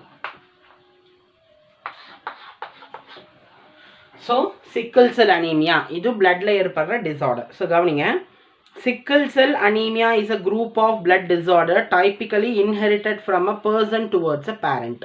இது பார்த்தீங்க அப்படின்னா என்ன ஆகுது, அது யாருக்கு ஏற்படுது, ஒரு ஆஃப்ஸ்பிரிங் குழந்தைகளுக்கு ஏற்படுது, யாரும் பேரண்ட் தந்தை தாய் வழியாக ஏற்படுற ஒரு disease. The conditions in which there aren't enough RBC to carry adequate oxygen throughout the body. Normally, the RBC are round in shape which easily moves through our body. In these conditions, the RBC become rigid and sticky and the shape like sickle or crescent moon. These irregularity can get stuck into small blood vessels which can slowly block blood flow and oxygen to part of the body. These gene occurs in autosome 11. அப்போ இந்த சிக்கிள் cell anaemia எந்த ஜீனை affect பண்ணுதுன்னா நம்மளுடைய autosome இருக்காங்க இல்லையா, அந்த autosome 11வது ஜோடியை பாதிக்குது. எந்த பாதிக்குது? 11வது ஜோடி இருக்கு இல்லையா, அதை பாதிக்குது. அதாவது இது ஃபர்ஸ்ட் ஜோடி, இது ஃபர்ஸ்ட் ஜோடி, அப்படியே எக்ஸெட்ரா எக்ஸெட்ரா எக்ஸெட்ரா போய் 10, இது 10வது ஜோடினா இது 11வது ஜோடி போய் வருது இல்லையா, அதுதான் இதை போய் டிஃபெக்ட் பண்ணுறது தான் இந்த ஆட்டோசோமை டிஃபெக்ட் பண்ணுறது தான் இந்த சிக்கிள் செல் அனீமியா அப்படின்னு நம்ம சொல்கிறோம். ஸோ சிக்கிள் செல் அனீமியானா என்ன? அப்போ நம்ம ஃபர்ஸ்ட் நம்ம ரத்தத்தை பற்றி தெரியும். ரத்தத்தில் என்னென்ன இருக்குது? பிளாஸ்மா இருக்குன்னு தெரியும், ஆர்பிசி இருக்குது, ரத்த சிவப்பணுக்கள் இருக்குன்னு தெரியும், வேற என்ன இருக்குது? WBC இருக்குன்னு தெரியும், அப்புறம் ரத்த தட்டுக்கள் பிளேட்லெட்ஸ் இருக்குன்னு தெரியும். அப்போ நம்மளுக்கு இங்கே எது தேவையில்லை? பிளாஸ்மா தேவையில்லை, பிளேட்லெட்ஸ் வேண்டாம், WBC வேண்டாம், எதுதான் நம்மளுக்கு வேணும்? RBC தான் வேணும். இப்போ அதை பற்றி தான் பார்க்க போகிறோம். அப்போ RBCனுடைய உண்மையான ஷேப் என்ன அப்படின்னா ஓவாய்டு ரவுண்ட் டிஸ்க் ஷேப். இந்த ஆர்பிசியுடைய வடிவம் முட்டை, வட்டம், தட்டு. நம்ம ரத்தம் நம்ம பிளட் எப்படி என்ன வடிவத்தில் இருக்குது? முட்டை வடிவத்திலையோ, வட்டம் முழு வட்டத்திலையோ, தட்டு வடிவத்திலையோ, பிளேட்டு மாதிரி இருப்பாங்க இந்த ரத்தம். அப்போது இந்த ஆர்பிசி நம்மளுக்கு இப்படி இருக்குன்னு வச்சுக்கலாம், அதான் நம்ம ஆர்பிசி. சரிங்களா? இந்த ஆர்பிசி நம்மளுக்கு மெச்சூராக இருந்தால் தான், அதாவது முதிர்ச்சியாக இருந்தால் மட்டும்தான் நம்மளுக்கு என்ன ஆகும் அப்படின்னா, நம்ம அதாவது முழுவதுமாக இருந்தால் தான் போதுமான அளவுக்கு ஆக்சிஜனை கடத்தி உடம்புக்கெல்லாம் கொண்டு போகிற வேலை இந்த ஆர்பிசி நிலையை நான் ஆல்ரெடி சொன்னேன் இல்லையா. அப்போ உடம்புக்கு கடத்திட்டு போவாங்க. அப்போ ஒரு வேளை இவங்க ஆர்பிசி வந்து நம்மளுக்கு இங்கே கடத்தப்படலை அப்படின்னா, ஆர்பிசி வந்து ஆக்சிஜனை கடத்தாமல் போனாலோ, இல்லை ஆக்சிஜன் நம்ம உடம்புல ஆர்பிசி முழுவதுமாக இருக்கணும், முழுவதுமாக இருந்தால் தான் ஆக்சிஜனை போதுமான அளவுக்கு கடத்திட்டு போகுது.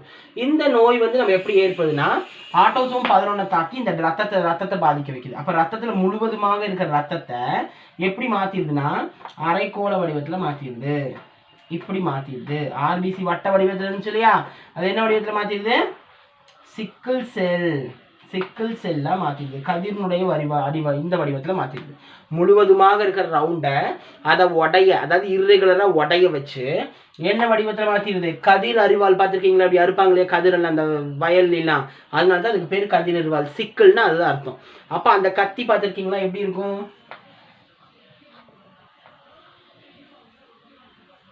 இந்த வடிவம் இப்படி மாத்திரும். அப்போ முழுவதுமாக இருந்தாலும் ஆக்சிஜனை கடத்திட்டு போக முடியும். அப்போ பாதி பாதியா இருந்தால் ஆக்சிஜனை கடத்த முடியுமா? முடியாது. இப்போ நம்ம இது எக்ஸாம்பிள் இதை எடுத்துக்கலாம். இங்கே பாருங்க, இந்த எட்ஜில் எப்படி இருக்கு? ஷார்ப். எப்படி இருக்கு? ஷார்ப்பா இருக்கு. அப்போ நம்ம ரத்த தட்டுக்கள் இருக்கு இல்லையா? இப்போ கவனிங்க. இப்போ நம்ம உடம்புல வந்து இப்போ ரத்தம் போயிட்டு இருக்கு. இப்போ நம்மளுடைய ரத்த குழாய், இந்த ரத்த குழாய்க்குள்ள பிளட் பாட்டுக்கு போய்கிட்டே இருக்கு. கரெக்டாக போகும்போது இந்த செல் என்ன செய்யும்? உடஞ்ச செல்லு போய் இந்த இடத்த இப்படி பிளாக் பண்ணிடும். இந்த இடத்த பிளாக் பண்ணிடும், அப்படியே அடைச்சிடும். அடைக்கும் போது என்ன ஆகும்? இங்கே ஆக்சிஜன் போகாம அந்த இடத்துல ரத்தம் ஒன்று உறையும். இல்லைன்னா அது அப்படியே ரத்தமெல்லாம் பின்னோக்கி வந்து நம்ம உடம்புல பல நோயை ஏற்படுத்தும். புரியுதுங்களா? அப்போ என்ன செஞ்சு ரத்தத்தில் போய் ரிஜிட், உறுதியாகவும் ஸ்டிக்கி ஒட்டியும் அந்த ரத்த குழாயில் தாக்கிடும். இதனால ஆக்சிஜனை ஃபுல்லாக கடத்துகிற ரத்தமானது, ரத்த செல்லான இந்த ஆர்பிசி போதுமான அளவுக்கு கடத்தாமல் இன்அடிக்குவேட்டாக பத்தாத குறையாக கடத்திட்டு போய் கொண்டு போகும் பாடிக்கு. இதனால நெஞ்சு வலி, அடிக்கடி நெஞ்சு வலி இருக்கும், கை வலி இருக்கும். அப்புறம் பார்த்தீங்க அப்படின்னா வாமிட்டிங், நாசியா, குமட்டல் தான் இருக்கும், வாந்தி வராது. இந்த மாதிரி சிம்டம்ஸ் எல்லாம் கொடுக்குது. புரியுதுங்களா? இதுக்கான கேரக்டரிஸ்டிக்ஸ், இவங்க எப்படி இருப்பாங்க, இவங்க எதால பாதிச்சிருப்பாங்க? அனீமியா. இவங்களுக்கு ரத்தம் போதுமான அளவுக்கு இருக்காது, அதாவது ரத்த சோகை ஏற்படும்.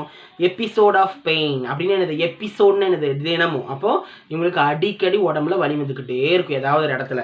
தென் pain, swelling of hand and feet, கையும் காலும் வலியோட வீக்கம் அடையும். ஃப்ரீக்வெண்ட் இன்ஃபெக்ஷன், நோய் தொற்று அதிகமாக பாடியில் ஏற்படும். ஸ்ட்ரோக், மூளையில் ரத்த கசிவு ஏற்படும். அக்யூட் செஸ்ட் சிண்ட்ரோம், சொன்னலையா, உறுதியான தீவிரமான மார்பு வலிச்சுக்கிட்டே இருக்கும். ஏன்னா இதயத்துக்கு போதுமான அளவுக்கு ரத்த சப்ளை ஆகாது. தென் பல்மனரி ஹைப்பர் டென்ஷன், நுரையீரல் இதனால ஆக்சிஜன் அதிகமாக கொடுக்கும், அப்படி வேகமாக சுருங்கி விரியும். இதனால பல்மனரி ஹைப்பர் டென்ஷன்னா நுரையீரலில் ரத்த அழுத்தம் அதிகமாக இருக்கும். அப்புறம் ஆர்கன் டேமேஜ், ரத்தம் போகாமல் ஏதாவது உறுப்பு உடஞ்சி உள்ள விழுந்துடுறது, ஏதாவது உறுப்பு சிதைவடைஞ்சிடுறது, ஆர்கன் டேமேஜ். எஸ்பெஷலி கல்லீரலுக்கு ரத்தம் போகலைன்னா பித்த நீரை சுரக்கிறத ஸ்டாப் பண்ணிடும், கல்லீரல் வந்து காஞ்சு போயிடும். அப்புறம் ப்ரையாபிசம் அப்படின்னா இனப்பெருக்க உறுப்புகள் வந்து வீரியம் அடையும். அந்த வீரியம் அடைகிற டைமில் கடுமையான வலி இருக்கும். அதுதான் ப்ரையாபிசம் அப்படின்னு சொல்கிறோம். அது என்னன்னு சொல்லுவாங்க? ப்ரையாபிசம் என்னது?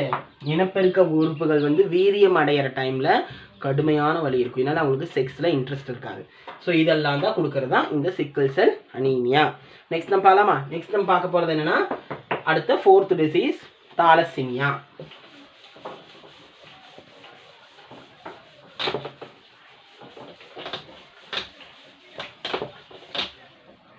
நெக்ஸ்ட் நம்ம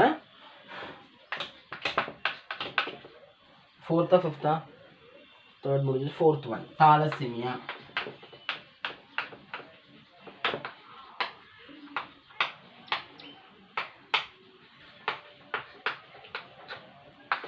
இதுவும் ரத்தத்தை பாதிக்கிற, ஆர்பிசி பாதிக்கிற ஒரு நோய் தாலசீமியா. தாலசீமியா பாருங்க, ஃபர்ஸ்ட் நான் படிச்சிடுறேன், அப்புறம் தாலசீமியா பற்றி பார்க்கலாம். Thalassemia is an autosomal recessive, நம்ம அதுதான் பார்த்துட்டு இருக்கோம். ஏன்னா உடல் குரோமோசோமை தாக்குற நோய். Disorder, it causes gene mutation resulting in excessive destruction of RBC due to the formation of abnormal hemoglobin molecules. Normally, hemoglobin is composed of 4 polypeptide chain, 2 alpha and 2 beta globin chain.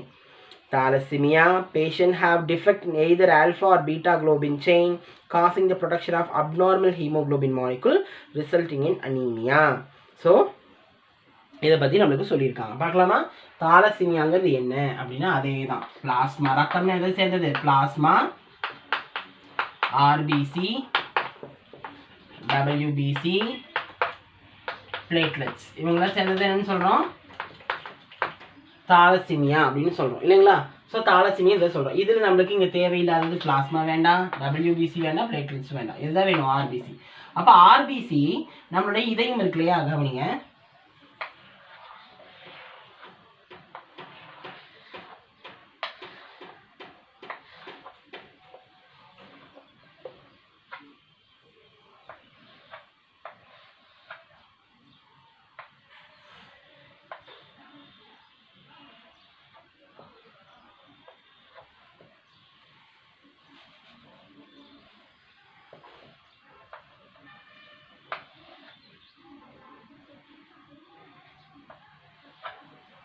இதுதான் நம்மளுடைய இதயத்துடைய LS structure, longitudinal structure.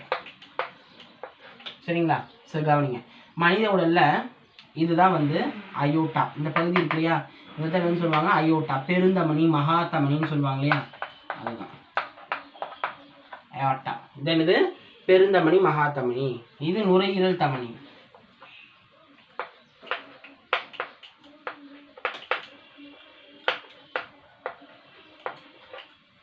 Pulmonary artery. இது நுரையீரல் சிரை, pulmonary vein.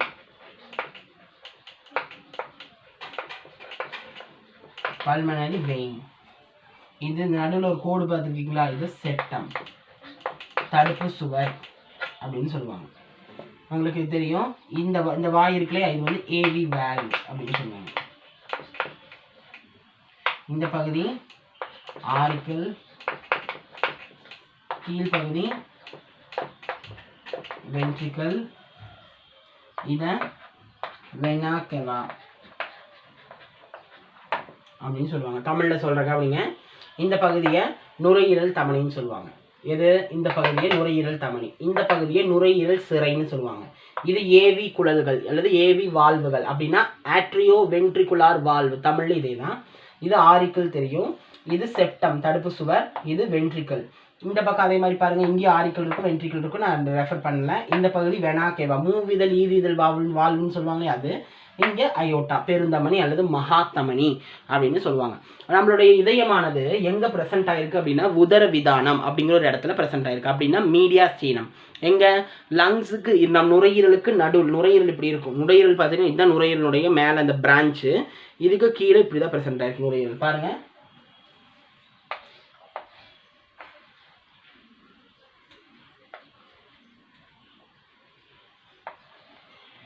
இப்படிதான் நுரையீரல் இருக்கும். இந்த நுரையீரல் ரெண்டும் பார்த்தீங்கன்னா இங்கே ரெண்டு ஒரு கேப் இருக்கு பார்த்தீங்களா, இதுக்கு பேர் தான், இங்கே எழுதுறேன், இதுக்கு பேர் தான் மீடியாஸ்டீனம்.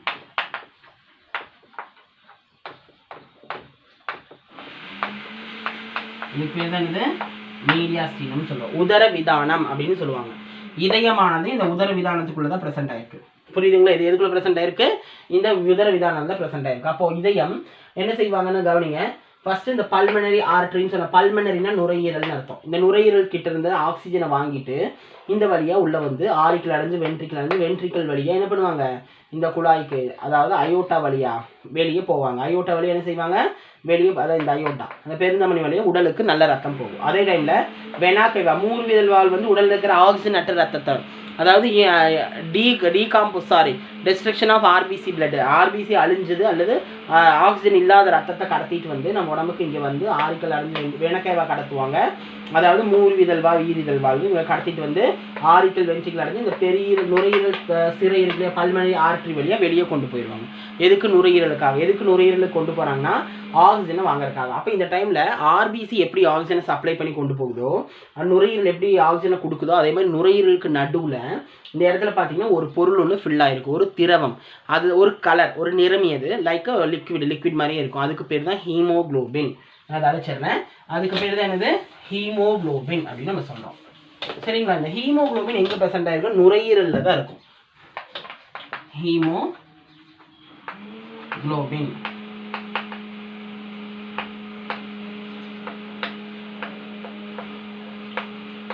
ஹீமோகுளோபின் பார்த்தீங்க அப்படின்னா இதுக்கு என்னன்னு சொல்லுவாங்கன்னா, haemoglobin is called as respiratory pigment. என்னன்னு சொல்லுவோம்? ரெஸ்பிரேட்டரி பிக்மெண்ட்னு சொல்லுவாங்க. இந்த ஹீமோகுளோபின் சுவாச நிறமி அப்படின்னு சொல்லுவாங்க. எதைய?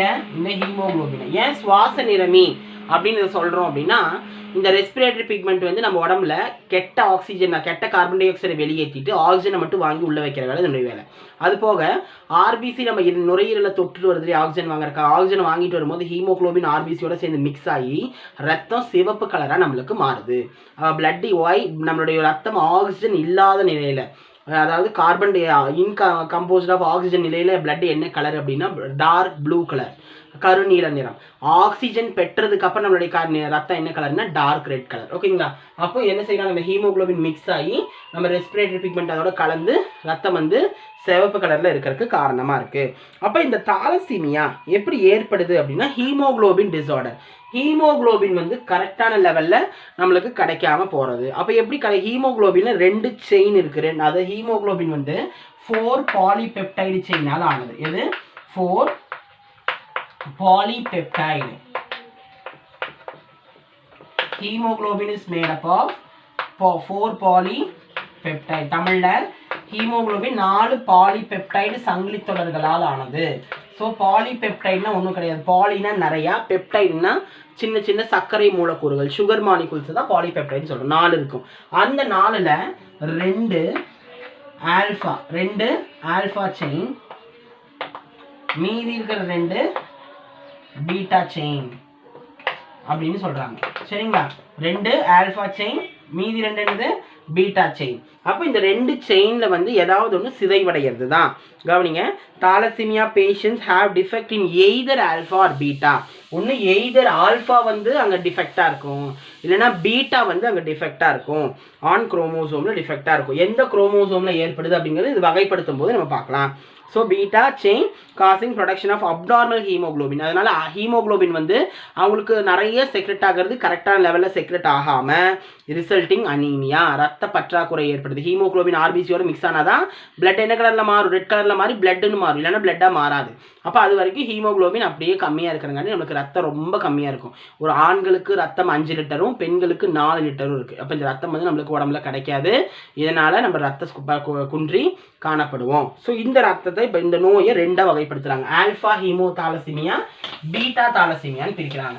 ஏன்னா ஹீமோகுளோபின் தான் இதுக்கு காரணம் இல்லையா? ஸோ அதனால் இதை 2ஆக கிளாஸ் பண்ணுறாங்க. ஒன்று என்ன? Alpha thalassemia. ஆல்ஃபா தாலசீமியா நோய்னா என்ன, இங்கே என்ன டிசார்டர் வருதுன்னு பார்க்கலாம். It is controlled of by 2 close linked gene HbA1 and HB2 on chromosome 16. இது நம்மளுடைய ஆட்டோசோம் இருக்காங்க இல்லையா, அந்த ஆட்டோசோமில் 16வது ஜோடியை தாக்குது. எதை தாக்குது? 16வது ஜோடியை தாக்குது.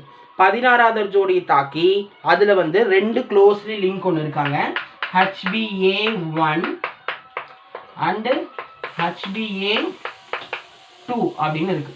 அப்போ HbA ஹீமோகுளோபின் ஆல்ஃபா, அதே மாதிரி ஹீமோகுளோபின் ஆல்ஃபா 2 2 சங்கிலி. ஏன்னா 2 சங்கிலி ஆல்ஃபா 2 சங்கிலி பீட்டான்னு சொன்னா, அப்போ இது ஒரு சங்கிலி, இது இன்னொரு சங்கிலி. அதே மாதிரி பீட்டா இது ஒரு சங்கிலி, இது இன்னொரு சங்கிலி. அப்போ எத்தனை செயின் வருது? மொத்தம் 4 செயின் சொன்னோம். அப்போ இந்த 2 செயினும் க்ளோஸ்லி லிங்காக இருப்பாங்க, ரெண்டுமே லிங்க்டாக இருக்கும். அது ஆட்டோசோம் 16ல் இருக்குவாங்க. ஸோ இதனால் mutation or deletion of 1 or more 4 alpha gene alleles cause alpha thalassemia. இதனால் இந்த 2 சங்கிலியில் ஏதாவது ஒன்று சிதைவோ இல்லது குறைபாடோ ஏற்படும் போது, டிஃபெக்டோ இல்லது வந்து லேக்கோ ஏற்படும் போது ஆல்ஃபா தாலசீமியா ஏற்படுது அப்படின்னு சொல்கிறாங்க. ஓகேங்களா? நெக்ஸ்ட் பீட்டா தாலசீமியா அப்படின்னா என்னன்னு பார்க்கலாம். பீட்டா தாலசீமியானா என்ன அப்படின்னு பார்க்கலாம். Beta thalassemia. So beta thalassemia எந்த குரோமோசோம் டிஃபெக்ட் பண்ணுதுன்னு பார்க்கலாம். In beta, the production of beta globin chain is affected. It controlled by a single gene HBB on chromosome 11. இது பார்த்தீங்கன்னா குரோமோசோம் 11 டிஃபெக்ட் பண்ணுது. ஆட்டோசோம் இருக்காங்க இல்லையா, அதில் 11 டிஃபெக்ட் பண்ணுறது தான் இந்த தாலசீமியா. இதில் பார்த்தீங்கன்னா இது HbA அங்கே பார்த்தோம், இது HbB அப்படின்னு என்னது? ஹீமோகுளோபின் பீட்டா அப்படின்னு அர்த்தம். ஹீமோகுளோபின் பீட்டா அப்படின்னு அர்த்தம். அதை வந்து டிஃபெக்ட் பண்ணுறது. It is mostly common type of thalassaemia. அது is known as Mediterranean anaemia, Cooley anaemia. இதுக்கு பேர் இருக்குது. இந்த பீட்டா தாலசீமியாவை கூலி அனீமியா அப்படின்னு சொல்றாங்க.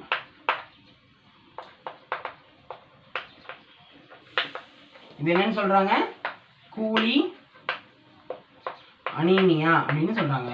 ஸோ கூலி அனீமியான ஏன் இதை சொல்கிறாங்க அப்படின்னா, இது அன்றாட வாழ்க்கையில் ஏற்படுறது. மக்களுக்கு ஆல்ஃபாவை விட பீட்டா தான் அதிகமாக காமனாக காஸ் பண்ணுது, அதனால் இதுக்கு கூலின்னு சொல்கிறாங்க. In this disorder the alpha production is increase. இந்த டைமில் ஆல்ஃபானுடைய தன்மை அதிகரிச்சுட்டு பீட்டானுடைய தன்மை கம்மியாகும். இதனால் ஆர்பிசினுடைய ஆர்பிசினுடைய அந்த மேல் உரை எல்லாமே டேமேஜ் ஆகுது அப்படின்னு சொல்கிறாங்க. ஓகேங்களா? Next characteristics. தாலசீமியானுடைய பண்புகள் என்னென்ன? ஃபட்டிக், உடல் சோர்வு அடிக்கடி இருக்கும். அப்புறம் பேல் ஆர் yellowish ஸ்கின், வெளிர்ந்த அல்லது மஞ்சள் நிற தோல் இருக்கும். தென் ஃபேஷியல் போன்ஸ் ஆர் டிஃபார்மிட்டிஸ், முக எலும்புகள் கோளாறு, ஸ்லோ growth வளர்ச்சி வந்து குன்றி காணப்படுது, டார்க் யூரின் அடர்த்தியான சிறுநீர், அப்புறம் அனீமியா இரத்த சோகை, இது எல்லாம் இருந்தது தான் பீட்டா தாலசீமியா அப்படின்னு நம்ம சொல்கிறோம். இதான் வந்து காமனாக தாலசீமியாக்கான சிம்டம்ஸ் இதெல்லாம். நெக்ஸ்ட் வந்து நம்ம பார்க்குறது ஃபெனில் கீட்டோனூரியா அப்படின்னா என்ன அப்படின்னு பற்றி பார்க்கலாம். அடுத்தது இப்போ 5வது வந்துட்டோம். 5வது disease ஃபெனில் கீட்டோனூரியா.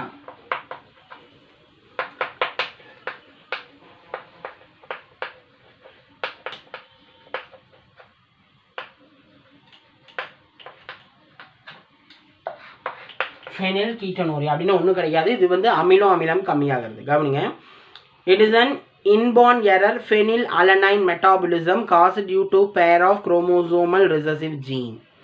It is caused by due to or mutation in the gene phenylalanine hydroxylase gene located on chromosome 12 for the hepatic enzyme PAH.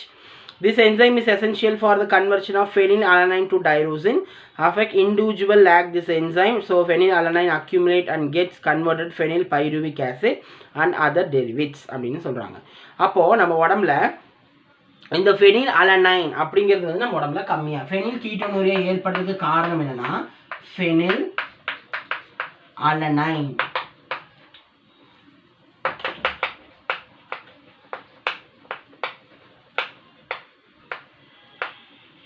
ஃபெனில் alanine அப்படின்னு சொல்கிற நம்ம உடம்புல மெட்டாபாலிசம், அதாவது அமினோ அமிலங்கள் இது கம்மியாக இருக்கும் இந்த உடம்புல. இது வந்து ஆட்டோசோமுக்கு போதுமான அளவுக்கு கிடைக்காம போகிறது. It is caused by mutation of PAH hydroxylase gene located on நம்மளுடைய குரோமோசோம் இருக்கு இல்லையா, குரோமோசோம் 12ல் இந்த குரோமோசோம் 12ல் ஏற்படுற டிஃபெக்ட், 12வது ஜோடியில் ஏற்படுற டிஃபெக்ட்னு சொல்கிறாங்க. அந்த டிஃபெக்ட் என்ன அப்படின்னு ஒரு ஈக்குவேஷனில் சொல்லியிருக்காங்க பாருங்க. ஃபெனில் alanine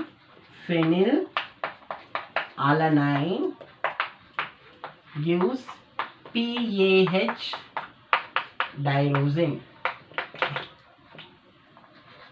Phenyl alanine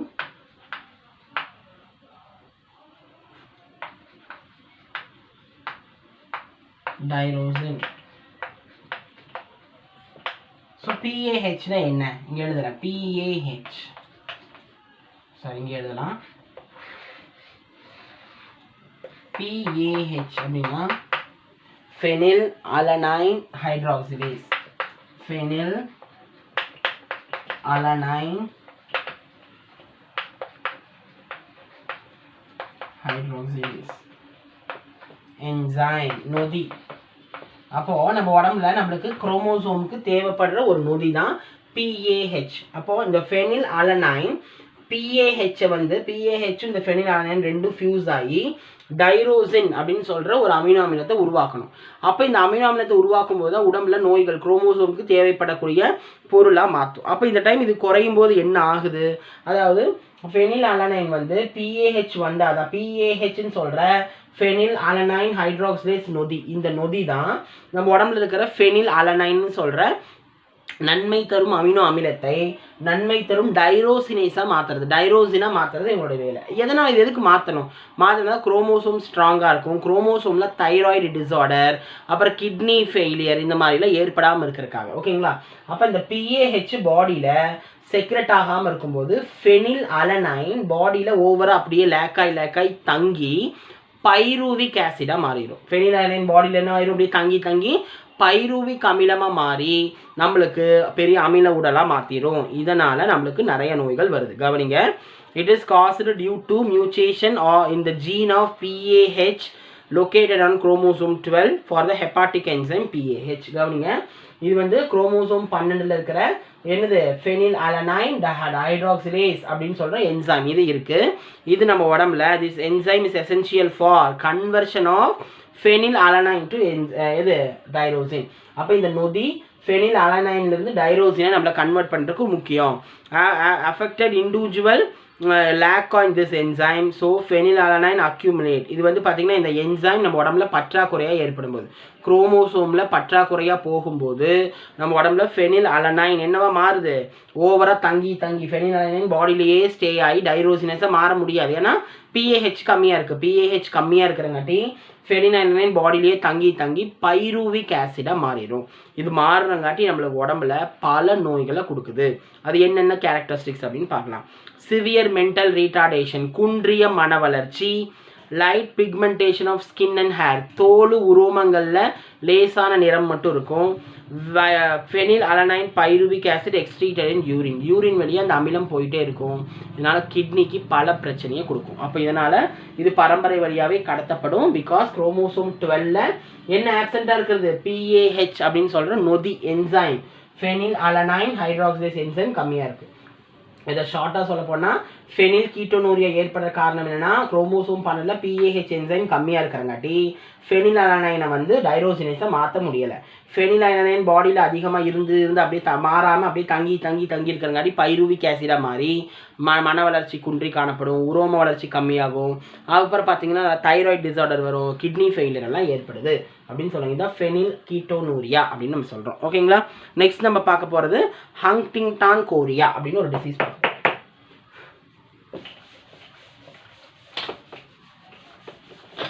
next Huntington chorea, இதை பற்றி பார்க்கலாம். எத்தனாவது, 6th one.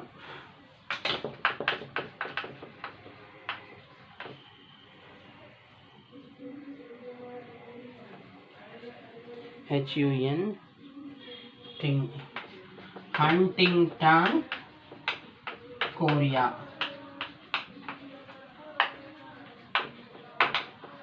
ஹண்டிங்டன் கோரியா இந்த நோயை பற்றி நம்ம பார்க்கலாம். ஹண்டிங்டன் கோரியாங்கிறது என்ன? Huntington disease is a progressive brain disorder. இது என்னது, மூளை வளர்ச்சி குன்றி காணப்படும் நோய். அந்த இது வந்து ஒரு பிரெயின் டிசார்டர், மூளை சிதைவு அல்லது மூளை குறைபாடு, அதுதான் இந்த நோய்.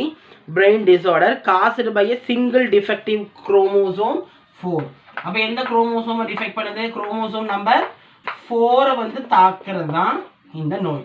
ஹண்டிங்டன் நோய் எதை காஸ் பண்ணுது, 4 வந்து நம்ம உடம்புல பாதிக்குது. So this defect is dominant, meaning that anyone who inherited it from a parent with Huntington will eventually develop the disease. அப்போ யாருக்காக ஹண்டிங்டன் அப்படிங்கிற ஒரு நொதி நம்ம உடம்புல கம்மியாக இருக்குது. இது வந்து ஒரு ப்ரோட்டீன், இது கவனிங்க. இது நம்ம உடம்புக்கு தேவைப்படக்கூடிய இது எங்கே ஃபவுண்ட் ஆகிருக்கு, நம்ம உடல் திசுக்கல்ல. கவனிங்க, அதுக்கு பேர் என்னன்னா ஹண்டிங்டன். கரெக்டா, ஹண்டிங்டன் அப்படின்னு இது வந்து ஒரு புரதம். It is a protein. Huntington அப்படிங்கிறது என்ன, ஹண்டிங்டன் அப்படின்னு இதுக்கு பேர். ஹண்டிங்டன் சொல்ற ஒரு புரதம் நம்ம உடம்புல இருக்கு. இது எங்க இருக்குன்னா பாடி டிஷ்யூஸ். இந்த புரோட்டீன் எங்க இருக்கு, நம்ம உடம்புல இருக்கிற திசுக்கள்ல இருக்காங்க. அப்போ உடல் திசுக்கள்ல இது இருக்கு. இந்த உடல் திசுக்கள்ல இந்த புரோட்டீன் இருக்கு, இருந்து நம்ம மூளை வளர்ச்சியை ரொம்ப ஷார்ப்பா பண்ணுது. அப்போ இது குரோமோசோம் டிஃபெக்டிங்காட்டி குரோமோசோம் 4 தாக்குறங்காட்டி ஹண்டிங்டன் கோரியா வருது. அப்போ குரோமோசோம் 4 வந்து 4க்கு தேவையான புரோட்டீன் 4ங்கிறது மூளை வளர்ச்சியை ஹெல்ப் பண்ணுது. அப்போ இது ஹண்டிங்டன் புரோட்டீன் நம்ம உடம்புல கம்மியா இருக்கிறங்காட்டி ஹண்டிங்டன் கோரியா அப்படிங்கிறது வருது. இது பேரண்ட்டுக்கு இருந்தாலும் அதே மாதிரி தாய் தந்தைக்கு இருந்தாலும் குழந்தைகளுக்கு வரும். மறதி, இந்த மாதிரி நிறைய நோய்களை உடம்புல கொடுக்குது. கவனிங்க, இது என்ன meaning that anyone who inherited from this parent with Huntington will eventually develop in the disease. அப்போ இந்த இது வந்து நம்ம உடம்புல லேக் ஆகும்போது நோயா மாறிடுது அப்படின்னு சொல்றாங்க. Then the defective gene code of blueprint for a protein called Huntingtin. This protein found in many of the body tissue. உடல் திசுக்கள்ல இது பிரசன்ட் ஆயிருக்கு. இந்த புரோட்டீனுடைய பாடியில் என்ன வேலை செய்யுது, இந்த புரதம் பாடியில் என்ன வேலை செய்யுது அப்படின்னா கெமிக்கல் சிக்னலிங் அப்படின்னா வேதி கடத்துதல். நம்ம உடம்புல ஹார்மோனை கடத்துறது, அப்புறம் ஹார்மோனை வழியாக போய் மூளையை பராமரிக்கிற வேலை செய்யுது. டிரான்ஸ்போர்ட்டிங் கடத்துதல், உடல் திரவங்கள், உடல்ல மகிழ்ச்சி ஹார்மோன்கள், டோபமைன், அசிட்டில் கோலைன்னு சொல்லக்கூடிய நிறைய நரம்பு கடத்து பொருள், நியூரோ டிரான்ஸ்மிட்டரை கடத்துற வேலை. பைண்டிங், ஒன்னோட செல் இன்னொரு செல்லை பைண்ட் பண்ணுது, நல்லா பிணைக்கிறதுக்கு ஹெல்ப் பண்ணுது. திஸ் அப்போப்டாசிஸ் அப்படின்னு என்னது, புரோட்டீன் அகைன்ஸ்ட் ப்ரோக்ராம்டு செல் டெத். நம்ம உடம்புல அப்போப்டாசிஸ் அப்படிங்கிற ஒரு மெயினான வேலை செய்யுது. அப்போப்டாசிஸ் அப்படின்னா என்ன அர்த்தம்னா நம்ம உடம்புல இறந்த செல்களை வெளியேற்றுதல் அந்த வேலையை செய்யுது. ப்ரொடெக்டிங் அகைன்ஸ்ட் ப்ரோக்ராம்டு செல் டெத், இறந்த செல்களை வெளியேற்றறக்கும், உடம்புல ஒரு செல் செத்து போனால் அதனால மற்ற உறுப்பு பாதிக்காமல் இருக்கிறக்கும் இந்த வேலை செய்கிறது தான் இந்த ஹண்டிங்டன் புரோட்டீன். ஓகேங்களா? இது நம்ம உடம்புல குறையும் போது நோயாக மாறுதுன்னு சொல்கிறாங்க. இதனுடைய கேரக்டரிஸ்டிக்ஸ் பண்புகள் என்ன? அம்னீஷியா. ரெண்டாவது டெலூஷன் அப்படிங்கிறது தெளிவில்லாத பேச்சு. அம்னீஷியானா நம்ம உடம்புல வந்து ரொம்ப டயர்டாக ஃபீல் பண்ணுறது, இந்த மாதிரி நிலை ஏற்படும். மென்டல் கன்ஃபியூஷன், மனக்கோளாறு. அடுத்தது மசில் ஸ்பாம்ஸ். அப்படின்னா மசில் ஸ்பாம்னா தசைப்பிடிப்பு. இன்வாலண்டரி மூமெண்ட்ஸ்னா இயக்க செயல்கள் தடைபடுதல். தென் ஃபிட் கெட்டிங் அப்படிங்கிறது உடம்புல வந்து அடிச்சு போட்டவா இருக்குன்னு சொல்லணும், உடலில் தசை தளர்ச்சி அப்படின்னு சொல்லலாம். அடுத்தது ஹாலுசினேஷன், மாயத்தோற்றம், யாராவது நிற்கிற மாதிரி ஒரு ஃபீலிங் இருக்கும்.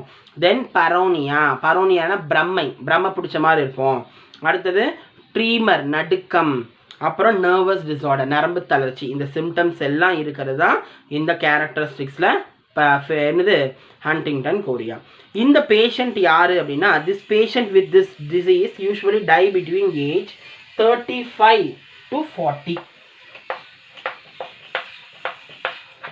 இந்த நோயால் பாடியில் வந்து ஹண்டிங்டன் புரோட்டீன் கம்மியாகி இந்த மாதிரி நோயெல்லாம் ஏற்பட்டு இது நோயாக மாறி எத்தனை வயசு வரைக்கும் மனிதர்கள் இறக்குறாங்கன்னா 35-40 வயசு மனிதர்கள் இதில் இறந்துடுறாங்க அப்படின்னு சொல்கிறாங்க. ஸோ கவனிங்க, the patient with this disease usually die between. அப்போ இந்த நோயால் பாதிக்கப்பட்ட மக்கள் வந்து எந்த வயசில் இறக்குறாங்களாமா? 35-40 வயசு மக்களே இறந்து போகிறாங்க. அவங்க தான் வந்து அதிகமாக பாதிப்படைஞ்சு 35-40 வயசுக்குள்ளே இறந்துடுறாங்க அப்படின்னு இதை பற்றி சொல்கிறாங்க. ஓகேங்களா? அப்போ நம்மளுக்கு இது நம்ம என்ன பார்த்தோம்? மென்டலியன் டிஸார்டர்னா என்ன, அதை பற்றி நம்ம பார்த்து முடிச்சிட்டோம் இல்லைங்களா? நெக்ஸ்ட் நம்மளுக்கு ஜெனட்டிக் டிஸார்டரில் குரோமோசோமல் டிஸார்டர் இருக்குது. அதை நம்ம நெக்ஸ்ட் கிளாஸில் பார்க்கலாம். இது உங்களுக்கு புரிஞ்சிருக்கும்னு நினைக்கிறேன். ஓகேங்களா? நெக்ஸ்ட் கிளாஸில் உங்களை மீட் பண்ணுறேன். தேங்க்யூ.